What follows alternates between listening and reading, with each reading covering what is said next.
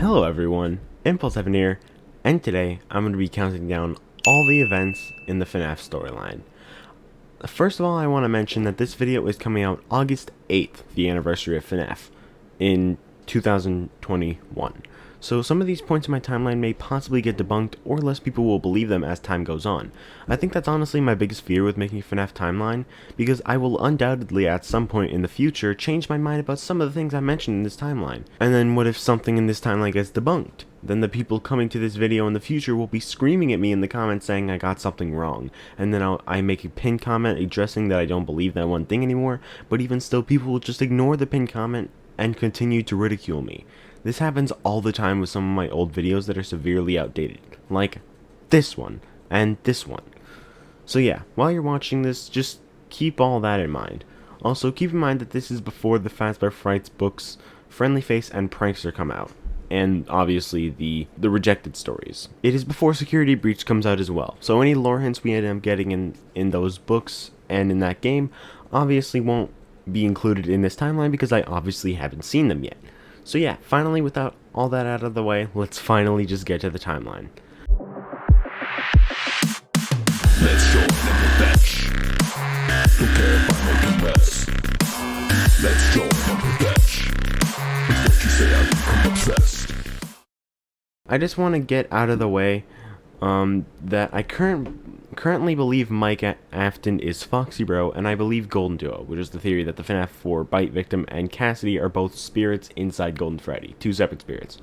The first thing I'd like to mention is the years William Afton's children are born. I believe Mike Afton was born in 1967, making him 18 in FNAF 4's, 16 in FNAF 4's minigames. Throughout his life, William never really cares about him. We know this from The Immortal and the Restless TV show. Especially when the other two are born, because William focuses much more on them. I believe Crying Child was born in May of 1974, making him 9 during FNAF 4's minigames. And William's final child, Elizabeth, is born on the 5th of January in 1978. You might wonder where I'm getting that date. Basically, at certain points in this location, Baby speaks in a very slowed down voice, saying the numbers 1, 5, 7, and 8. If we use this as the date, we get January 5th, 1978. So that's when I believe Elizabeth Afton was born. Around the year 1980, or maybe even 1981, William Afton's wife died. It's unclear how she dies, but the important thing is that she does. Because of this event, William dives deep into his work. It's just hard for him to deal with her death, because he does care about her at this point. This part is just speculation, but I think it works for his character if William's wife dying kind of made it hit him that eventually he is gonna die too, and, well, he doesn't want to die. And so he begins studying over immortality. And over time, William, gradually goes insane. In 1982, William and his business partner, Henry, opened Fredbear's Family Diner. The main animatronics were Fredbear and Spring Bonnie. There was also a show made about the restaurant called Fredbear and Friends, which also included 4 more characters, those being Freddy, Bonnie, Chica, and Foxy. Early on in 1983, William started to work on the Funtime animatronics. Baby, Ballora, Funtime Foxy, and Funtime Freddy. Elizabeth was obsessed with Baby, but William tried keeping her away since it's dangerous, and he still does care about her and the Bite Victim. Or, well, at least to a certain extent. At the very least, he cares about her enough to not want her to die, but we all know how that goes. When Circus Baby's Pizza World opens, Elizabeth gets killed on the first day, which causes the place to get immediately shut down. The event was covered up, and the shutdown was said to be due to gas leaks. Elizabeth's death drives William even more insane than he was before. Even through all this, with him going insane, he does still care about the Crying Child, so he gives him the Fredbear plushie and uses it to try scaring him away from the animatronics to keep his fate from being the same as Elizabeth's death, obviously. I don't think the Fredbear plushie is possessed at first. I think William spoke through it during the majority of the FNAF 4 minigames, especially based on the real Jake. I don't think Mike and Bite Victim know the true circumstances of Elizabeth's death, to be honest, but it is possible, though that doesn't really matter just as long as Mike learns at some point. Not too long after all that, Henry and William open Freddy Fazbear's Pizza. At first, the only animatronics there are Golden Freddy, which is the new version of Fredbear, but with the same features, with only the design slightly different, like the hat and the bow tie. And there's also a new Spring Bonnie at Freddy's too, except this one doesn't have a bow tie and it only has one button, but yeah.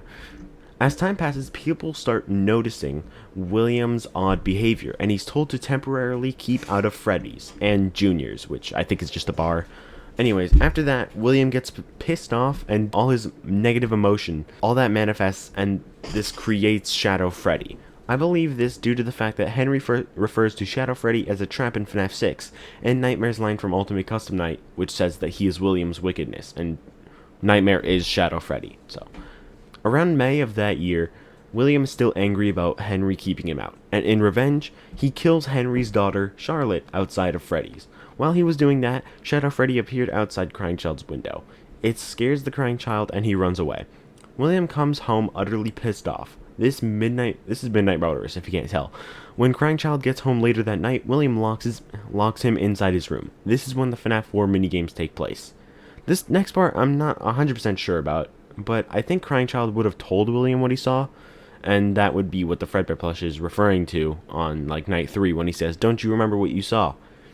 Anyways, Charlotte's agony in the event of her death manifests into a shadowy version of the Spring Bonnie suit that we see locked in the supply closet in the post-night 6 minigame of FNAF 4. Or sorry, the post-night 4 minigame of FNAF 4, when he's locked in the supply closet. I believe this to be the case due to the actions of Shadow Bonnie trying to save the children, and the fact that the Spring Bonnie we see in the supply closet has a resemblance to both Toy Bonnie and more importantly, Shadow Bonnie. When the FNAF 4 minigames are beginning, Mike grows jealous of the Crying Child. William lost a child and only had 2 left, but William hadn't focused on Mike at all. He only focused on the Crying Child, as he always did through Mike's whole life. Mike was jealous of the Crying Child getting all the attention, and so he took out his anger on the Crying Child. Mike and his friends make fun of him, scare him, and bully him, and this obviously leads to the Bite of 83. Unlike a lot of people, I don't think the Bite of 83 was anywhere near Fall Fest 83, especially considering there are no, like, colorful leaves on the ground and stuff, as there should be during fall.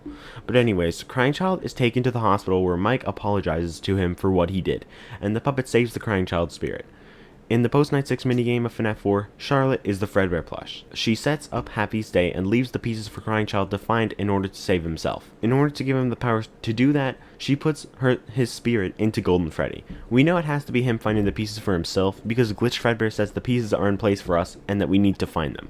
This leads people to believe that the bite victim sets up Happy's Day, which is true to a certain extent, but he has to be putting the pieces together for himself, because if he wasn't, why couldn't Charlie just do all of the work? And if the bite victim were Mike, which I just don't think can be the case, honestly, but even if he were, and he were just doing this in FNAF 3, putting the pieces together, we have the same problem, because the puppet is in FNAF 3, not just as a phantom, but physically. We see her reflection, meaning she's 100% real, and that would just be bad storytelling for Charlotte to be just a lazy piece of crap.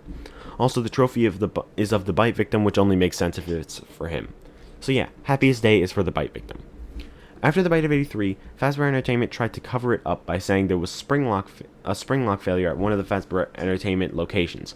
This leads to the spring lock suits being retired and deemed too dangerous to be worn. Also, if you're wondering why the Bite of 83 is the spring lock failure that Phone Guy was referring to, you might be so confused about why I'm saying that, but Emperor Krakoa, my friend, he made a doc on it explaining it, so I'll leave a link to that in the description if you guys want to check that out.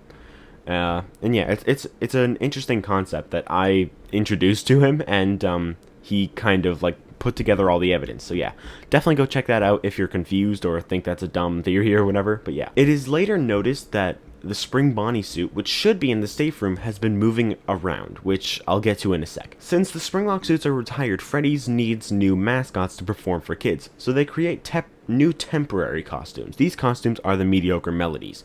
I believe this to be the case because of the Puppet Carver, where the Mediocre Melodies are the mascots of a family pizzeria, and the new animatronics are created. So I believe it's a similar situation where the Mediocre Melodies are the Freddy's mascots for a little. Around June, a month after the bite, William starts paying attention to Mike, but not good attention. He now fully hates Mike, understandably considering Mike killed his own brother, which was William's other son. So William now feels even angrier than usual, and so in June he murders Susie and also her dog because he's a heartless douchebag. On June 26th, he kills Jeremy and Gabriel. Soon after, he kills Fritz and Cassidy. Anyway, obviously we know the spirits possess the animatronics, right? Jeremy possesses Bonnie, Susie possesses Chica, Gabriel possesses Freddy, Cassidy possesses Golden Freddy, and Fritz possesses Foxy. Well, it's a bit unclear how Mike found out about the spirits possessing the animatronics, but I actually believe Wolfie's theory. Wolfie is the guy who created the Evan victim theory. He theorized that all the kids we see in the FNAF 4 minigames are the kids who later go missing in the missing children's incident.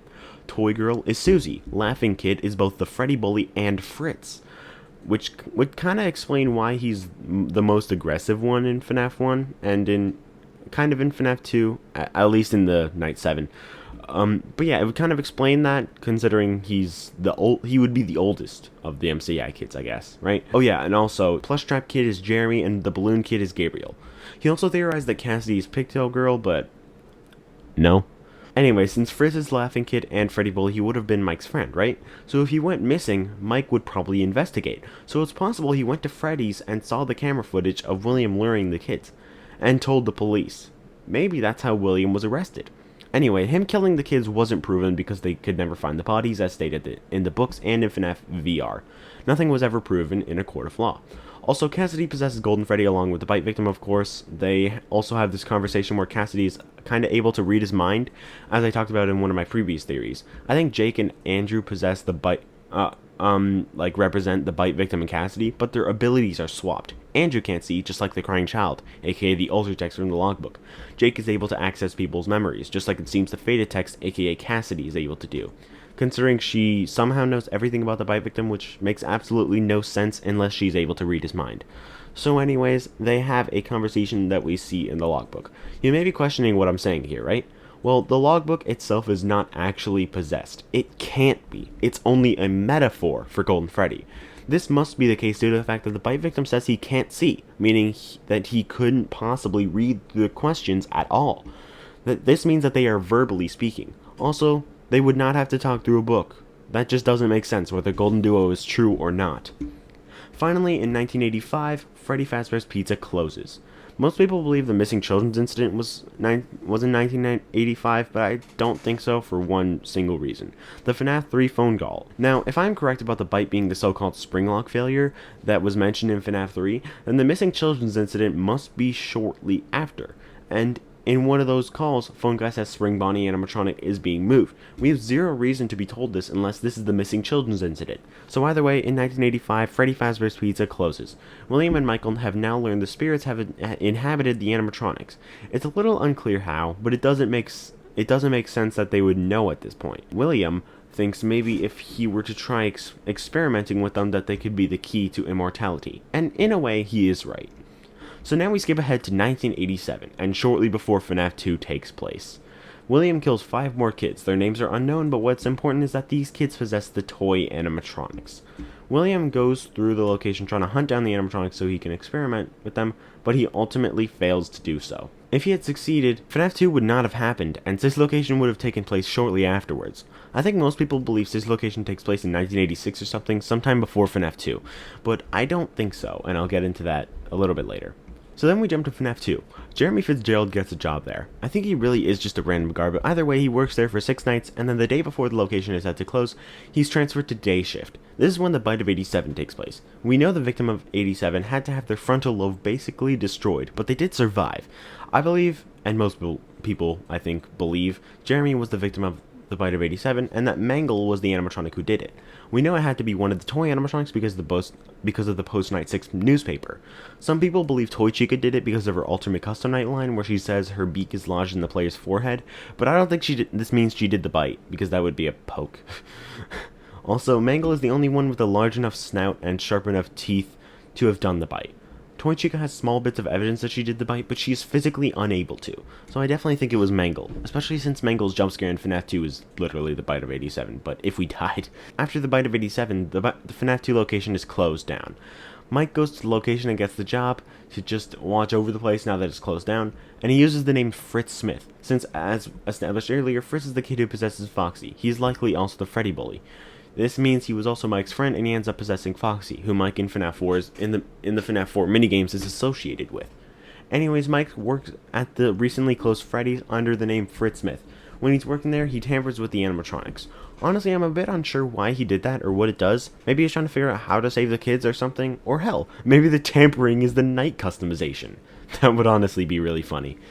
So the Bite of 87 gets the second Freddy's closed down, but the withered animatronics are kept so that they can maybe make another location and repair them later on. And this is what they ended up doing the very next year in 1988. This location is smaller but much more successful than the last. In fact, it stays open a whole 5 years. So at this new location, Phone Guy works the night shift until November of 1993. Here, he gets killed by the animatronics while he's training and instructing the next night guard. This guard is Mike Afton, under the name Mike Schmidt. I'm not really sure why he uses the name Schmidt, but I'm guessing that's his mom's maiden name or something like that. Either way, he's just refraining from using the name Afton because it's well known that William was the murderer, but just couldn't be charged because the bodies were never found. Mike has to face Freddy, Bonnie, Chica, and Foxy in this new location while he works there. And obviously, sometimes, Golden Freddy appears.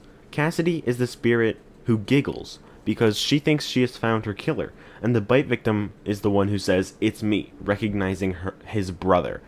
At this point in the timeline, the bite victim hasn't forgiven Michael yet, which is why he doesn't try to stop Cassidy from going after him, which Jake in the Stitchwraith stories definitely would. So anyways, Mike once again tampers with the animatronics and gets stinky. Soon after all that, the restaurant closes. We know this because of two things. The first is the FNAF AR fun facts, basically telling us that the FNAF 1 location was open from 1988 to 1993. We also have the FNAF 1 newspapers, which tells us that Freddy's has struggled to stay in business due to the missing children's incident. It was still very popular, but because of the murders, the parents got more and more weirded out about it all, and the success went downhill and eventually caused it to close for good. Even though the success died down, it was still a successful restaurant, unlike the FNAF 2 location. Now we skip ahead to 1995. This part is just speculation, but considering the 2-year gap, it makes sense that William has been researching ways to use the animatronics to solve immortality. And so, he returns to the FNAF 1 location after it was closed and abandoned for 2 whole years and destroyed each of the animatronics one by one. As he is doing this, he is collecting their spirits. Somehow. Again, it's a bit unclear how he does this, but it is a fact that he does. So let's just move on. So he breaks down Freddy, Bonnie, Chica, and Foxy, but he does not break Golden Freddy. He's kind of unable to, considering Golden Freddy can just teleport. You also probably have noticed that throughout this timeline, I haven't discussed much about Golden Freddy, but that's because around here, and from here on out, this is when Golden Freddy is much more important, for multiple reasons. So William breaks the 4 animatronics and uses their spirits to create Remnant by combining the souls together. He uses the endoskeletons and melts them together. This is Remnant. But there's one thing that I believe that not many other people believe. It's my belief that Cassidy is not part of the Funtime Animatronics Remnant. Instead, the bite victim is. If you believe Beaver5th, this theory does not work. But if you believe Golden Duo, pay attention because I think this theory is interesting and I don't think many other people believe it. In the books, William gets springlocked twice. This is interesting because most people believe William survives a springlock failure in the games due to Remnant. But William in the books explicitly states that a springlock failure will kill you, and he survives not 1, but 2, before Remnant even exists. This is impossible. The only other way he could have possibly survived is the Vengeful Spirit, who in the games is of course Cassidy. So maybe instead of Remnant, William survived the springlock failure because the Vengeful Spirit attached to him. Also, let's keep in mind that if William used Remnant on himself, then the FNAF 3 fire certainly should have killed him. And I know what you're thinking, will Springtrap escape the fire, but no, he didn't. Yeah, he got out eventually, but in this location, William is shown to still be trapped inside the wreckage of Fazbear's Fright. So I don't think William could have survived due to Remnant, and him surviving because of luck or a sheer will to live is impossible considering he still has no food or water. Okay, well he has rain, but still no food, so he couldn't possibly have survived due to that. So anyway, Cassidy's occupied keeping William alive in Springtrap for the purpose of torturing him. This could possibly even be the reason for there being so much agony in Springtrap. Obviously, it was used for murdering kids, and even William feeling agony himself when he was springlocked, but Cassidy torturing William the entire time in the safe room when he was springlocked could be the reason that Springtrap is able to emit the phantoms, which I'll get to it into a little bit later. But, either way, Cassidy's occupied the entire time, meaning she can't be inside the Remnant. In fact, the main four animatronic spirits are just forced to stand and watch while Cassidy is free to do whatever she wants, and so she forces him into the springlock suit so that he can feel immense pain. And since he can't die, that is the torture she is inflicting on him. Because if he can't die, the pain will never stop. And the other four spirits being forced to stand and watch could be because they no longer have any free will. Because they now are contained in Remnant, contained in the fun times. So if Cassidy is occupied with William, she can't be part of the Remnant. And since there's 5 children inside the Remnant, the only other spirit that could possibly be in Remnant would be the bite victim, since the puppet is elsewhere and the toy spirits seem to be already set free. And this appears to be true, but it also may mean that Remnant was put inside Baby as well. Because remember, William is doing this for immortality and experimenting with giving life to the animatronics. He wants to see how this works, so that's why he puts Remnant inside the fun times, to experiment. I think maybe William, in order to test the Remnant, could possibly have put Remnant into Circus Baby to see if maybe it could revive Elizabeth. But obviously this doesn't work, because I don't think revival is really even possible, since every time in the series where people seem to think revival has occurred, it's always been a misconception. The times people seem to have been revived, they never really die, they're just kept alive, which is what Remnant does. Also, I should mention that people use the fourth closet as evidence for revival working, but this is not the case. First of all, as I've said, Carlton didn't die, he was only kept alive, and people think Michael brought him back to life. But 1, no he didn't, and 2, Michael at that point was actually in the form of Remnant, so anyone who thinks the bite victim was revived at some point, but I'm sorry, but you're wrong, because revival isn't possible, and even if it was, that's only through Remnant, which didn't exist at the time of the bite victim was still alive. So I think maybe when William realizes the Remnant can't bring someone back to life, maybe that's why he didn't use it on himself at first. I believe Baby was injected with Remnant because the bite victim seems to have a little bit of an influence on what Baby does, such as the position she's in on night 5. Keep in mind, this is the only time in the entire game that we ever see her. The position she's in here is really similar to the position in which we see Golden Freddy in every single one of his appearances. Well, not FNAF AR, but let's be honest, it's FNAF AR. Okay, you could just say that that's a position to show that she's decommissioned. Fine, that's a valid argument. Kind of. So fine.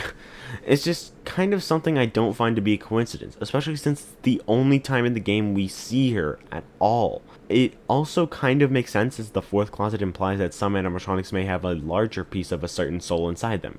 So maybe Circus Baby contains a larger piece of the bite victim's soul. So anyways, we kind of skipped ahead a little bit, so let's go back to when William gets springlocked.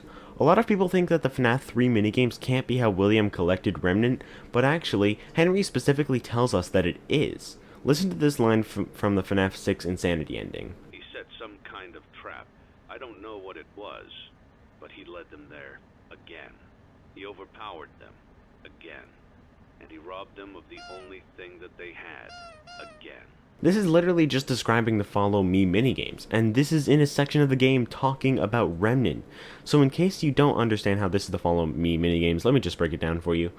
The trap William would have set is clearly Shadow Freddy, as he is the one to lure the animatronics in Follow Me. In All to Picasso Night, it's revealed that Shadow Freddy was created from William's negative emotions, so Shadow Freddy kind of represents William in this scenario.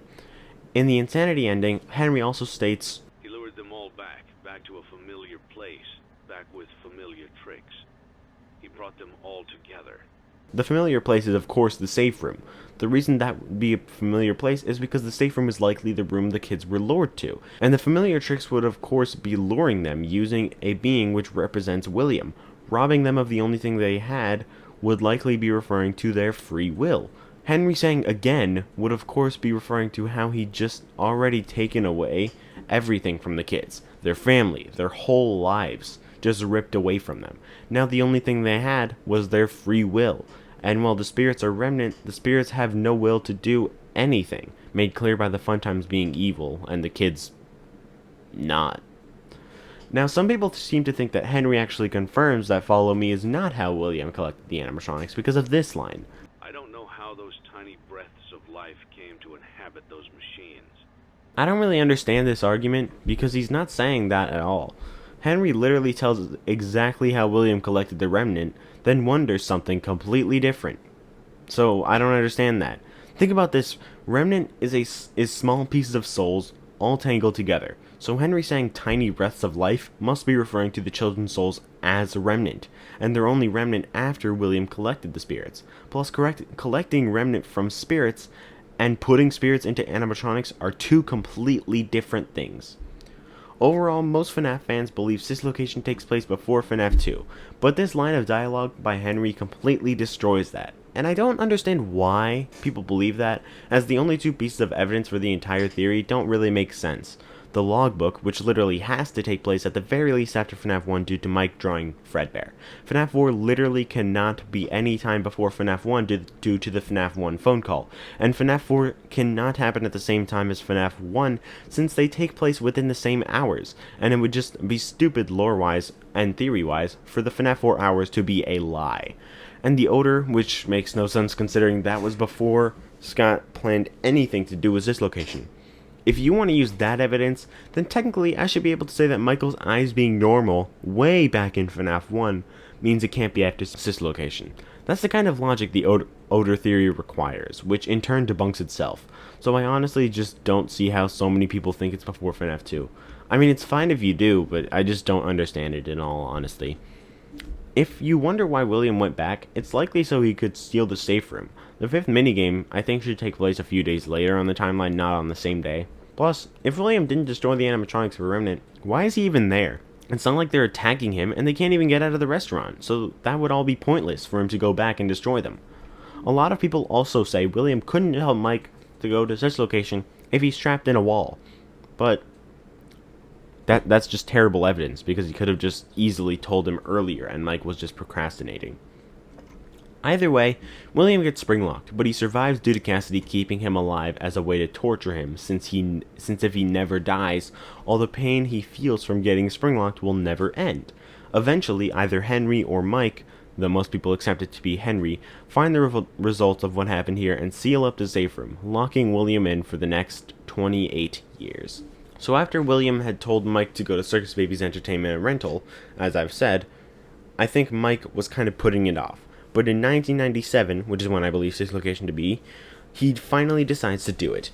William had told him it could be a way to help Mike's sister, Elizabeth, obviously. And that's why Mike chooses to listen to his dad, who he knows is a brutal murderer. He only listens because he thinks he can save his sister. So yeah, in 1997, Michael went to work at Circus Baby's entertainment and rental. This is when Dislocation takes place.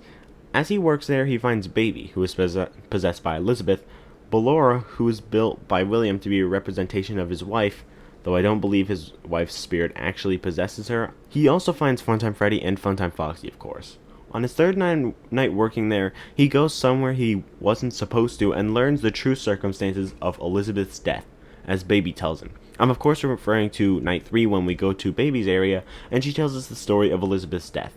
He most likely put 2 and 2 together and figured out that Baby was possessed by Elizabeth, but it's also possible he learned later. Over the time Mike was working at this location, the animatronics began breaking down and fusing their wires and endoskeletons together to be Ennard, with Circus Baby as the leader. Throughout the entire time he's working there, Baby gains Mike's trust, and in the end, Ennard gets Mike scooped, using the scooper, which injects him with Remnant and scoops out some of his insides. With the extra space inside his body, Ennard goes inside Mike's body and uses him to leave Circus Baby's entertainment and rental. Michael was still alive, but his body acted like a corpse. It progressively decayed more and more. The presence of Ennard in Mike's body pushed what was left of Mike's blood and organs up against his skin, causing bruising all over Mike, making his skin purple. Eventually, Ennard propels himself from Mike and goes down into the sewer. Mike's body on the ground tumbles into itself because there's minimal bones and stuff, and Ennard was the only thing really keeping him standing, and so the remnant in his body is able to heal Mike enough to allow him to stand up. After this incident, Mike feels as if his mission is complete since William is spring-locked. He stopped his father, but I think he would still feel some emptiness inside of him. He goes home and stays there for another 26 years. We don't know the exact year, but sometime between 1997 and 2023, Baby and Ennard split up from each other and Funtime Freddy becomes the leader of Ennard, which now becomes Molten Freddy. In this process, the 5 pieces of Bite Victim's soul separate from both suits, and the bite victim becomes a wandering spirit. But let's remember, Remnant is also inside Mike. So what does the bite victim do? He reconnects with it. But before that, I think bite victim merges with Shadow Freddy. He is a not wandering spirit, but he is also Shadow Freddy now. There's not much evidence for them merging, but it seems like it must have happened due to Nightmare being the bite victim, but also Shadow Freddy. And I don't think bite victim could have been Shadow Freddy the entire time. So in 2023, the crying child as Shadow Freddy attaches himself to Mike and begins giving him nightmares. These nightmares put Mike in the position of a child, to make him feel powerless, and makes him face off against nightmarish versions of the animatronics in a similar situation to what he had to deal with in FNAF 1. The nightmares to Mike were just reminders of the thing he never finished. He never truly completed his mission, and Fazbear's Fright, the horror attraction, was opening soon as well. In the nightmares, the crying child appears as a nightmarish form of Shadow Freddy as well. Of course, Nightmare. So after the nightmares, Mike sets out to finally complete his mission. This makes the bite victim realize that Mike does still care. This is the end of Mike's redemption arc. He has now redeemed himself, and that redemption caused the bite victim to finally forgive Mike after 40 years. Now that he's finally gotten the closure he needs, the bite victim is now satisfied enough that he can set himself free. Mike goes to work at FNAF 3, all the while Crying Child is still attached to him, but not torturing him. The Easter egg in FNAF 3 where we see Shadow Freddy on the left side of the office is bite victim. This is most likely him as he's putting the pieces together, but the other spirits can't be freed since at this point in the timeline, they have no free will. They are still in the form of Remnant inside Molten Freddy. And Cassidy doesn't want to be freed, as she is happy torturing William for eternity. But while Mike was working at Fazbear's Fright, the people find and open up the safe room to find Springtrap, aka William Afton, still trapped inside Spring Bonnie, and still alive because of Cassidy protecting him from death to prevent his pain and suffering from coming to an end. Michael, with his security guard job, has to use the help of creepy audio to make the attraction creepier and uses it to lure Springtrap away from him. But at the same time, the agony in Springtrap's suit radiates to Mike, giving him hallucinations of dark, decrepit, and creepier looking versions of the animatronics Mike had to face off against so many years ago. Considering the suit, he'd of course realize that Springtrap is William, and so, before the attraction even opens, Mike burns down the location with William inside in an attempt to trap him in and kill him. But William survives and eventually escapes the wreckage. I should also mention that the logbook is during FNAF 3, due to the fact that it must be after FNAF 1, and since FNAF 3 is an attraction based on the events at Freddy's, a logbook similar to the ones from the restaurant, that those would make it feel more authentic, and it would certainly fit in there. When Mike references the bite, I think that's just a reference to what he told William, or an excuse he could have made to the witnesses during the bite, or something like that. William goes back to an old Freddy's or Fredbear's location and uses pieces from other Spring Bonnie suits to rebuild himself and become Springtrap. So all this time, Henry has been working on something to put an end to everything. First of all, he makes an animatronic Lefty to trap the puppet, who is of course possessed by his daughter. And he also creates a new Freddy Fazbear's Pizzeria location, but this is of course staged. It's unclear when FNAF 6 takes place, but I think it's between 2023 and 2025.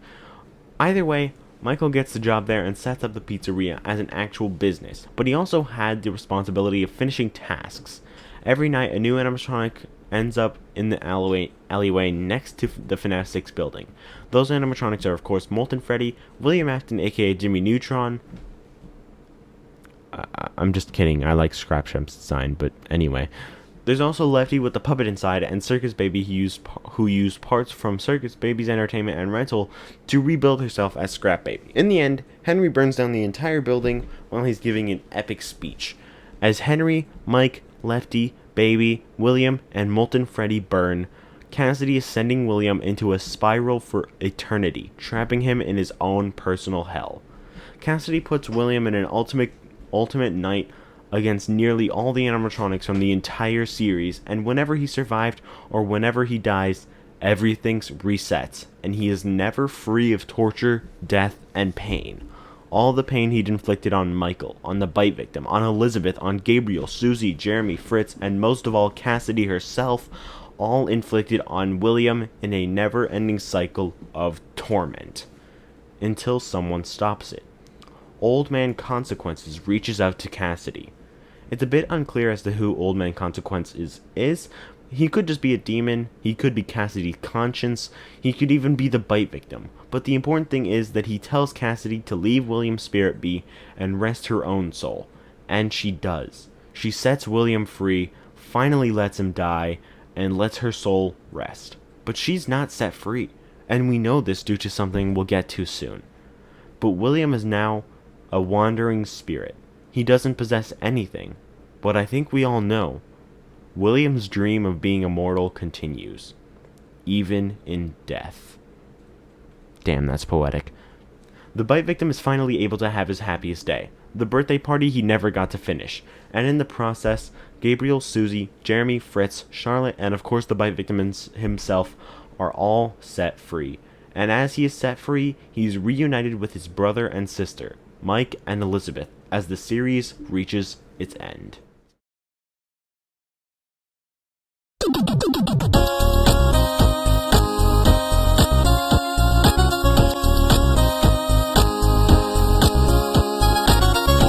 Or does it? Got him! Years later, Fazbear Entertainment is revived and begins working on a virtual reality game making fun of all the events that happened in Freddy's. Apparently, someone had been making games telling lies about Fazbear Entertainment, ruining the brand. But it turns out that this was all just a cover-up, and that Fazbear Entertainment hired this developer to conceal and make light of the events that happened as a cover-up of everything. So the beta testers working on the game start noticing weird stuff. Previously, there was a client who had sent a bunch of old circuit boards to Fazbear Entertainment to make the process of making the VR game easier. So they scanned the circuit boards, but William Afton's spirit had been attached to these circuit boards, creating an anomaly in the game, Glitchtrap. William begins possessing the beta testers. One of the beta testers named Jeremy kept reporting the anomaly to the manager, Dale, but he wouldn't listen. Jeremy began to slowly but progressively go more and more insane until he fought back against Glitchtrap and cut off his face and eventually kills himself. The next beta tester begins working and creates tapes documenting the development of the game and her experience with Glitchtrap. Tape Girl's name is not established, but we know it is either Tanya or Gabriella. I think Tanya fits her better, but who knows. Anyways, Glitchtrap ends up attaching to the tapes, meaning the more the tapes are put together, the more fully formed Glitchtrap becomes. So Glitchtrap possesses Tape Girl, and so she tells the next beta tester to collect the tapes so that they will become possessed by Glitchtrap as well. The next beta tester, which is our protagonist in FNAF VR, is of course Vanessa. She becomes possessed by Glitchtrap and is presumably the only one who ended up being successful. Vanessa creates a bunny suit and begins her mission to bring William back from the dead. Again. Cassidy learns that William has returned and comes back herself to stop William once and for all. We know that due to the It's Me Easter egg in FNAF VR. Then Fazbear Entertainment creates a funtime service where people can subscribe and get animatronics sent to their house. But these animatronics were actually hacked by Vanny after she convinced a guy who had a crush on her to give her access to all of their systems. But they also create a new version of Golden Freddy, a version that can actually stand. However, the recently returned Cassidy possesses the suit. We know this because of the sounds Golden Freddy makes in the game, screaming sounds, the sounds of the fifth kid being murdered by William Afton. Anyways, back to Vanny. With these new permissions, she locks the rest of the company out of the systems and uses this opportunity to infect all the FNAF AR animatronics with Glitchtrap himself. She also creates replicas of Springtrap himself. She makes these to give William a new body. Well, not exactly a new body. Vanny makes a bunch of Springtraps so William will have countless bodies. If he has countless bodies, all infected with his mind, spirit, and consciousness, then he can pretty much never die. He will literally accomplish the goal he has had for nearly 50 years and will finally become immortal. But here's the biggest question I have. If we're right about all this, in that he's trying to create infinite bodies in order to become immortal, will the series ever end? If he has countless bodies, all with his mind and consciousness, he can never be stopped. So is the end of FNAF ever gonna happen? I don't know, but since Security Breach isn't out yet, there's nothing more to talk about for the timeline. Anyways, guys, I hope you all enjoyed my timeline. If there was something or multiple things or everything that you disagreed with in this video, leave a respectful comment and maybe we can discuss. But either way, that is everything to talk about for this video. My throat hurts so bad, I've been talking for like 40 minutes. But yeah, if you did enjoy this video, please do leave a like and subscribe, and I will see you all in my next video. Impulse Evan out. Peace.